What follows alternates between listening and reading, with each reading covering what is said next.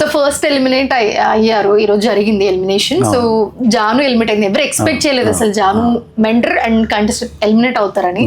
So అంటే ఇక్కడ జాను దేం లేదు కదా, తను కంటెస్టెంట్ కాదు, తను మెంటర్. అంటే కంటెస్టెంట్ తో బాగా చేయించాల్సింది. అంటే కంటెస్టెంట్ బాగా చేయలేదు అనట్లేదు, కానీ తనకన్నా మిగతా వాళ్ళు ఇంకా చాలా స్ట్రాంగ్ ఉన్నారు. దానివల్ల తన లిస్ట్ లో ఉంది, ఓట్ల ప్రకారం కూడా అలాగే తక్కువ ఉంది, మార్క్స్ కూడా తనకి తక్కువ ఉంది కాబట్టి అలా ఎలిమినేట్ అయింది. అయ్యో ఎక్కడైనా అన్ఫేర్ ఉందేమో అన్నట్టు ఫీల్ అవుతున్నట్టుంది జాను. అవునా, నాకు తెలియదు.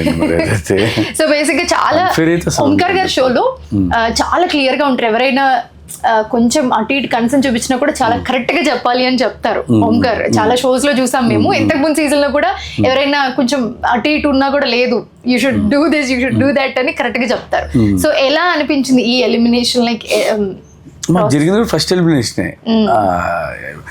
అంటే ఓటింగ్ క్లియర్ గా ఉంది, ఆడియన్స్ ఓట్ వేశారు, దాంట్లో ఎవరికైతే లిస్ట్ ఉన్నారో వాళ్ళని ఎలిమినేట్ చేశారు. ఇంకా ఎవరు ఇది కాదు లేదు అని అంటానికి కూడా ఛాన్స్ లేదు.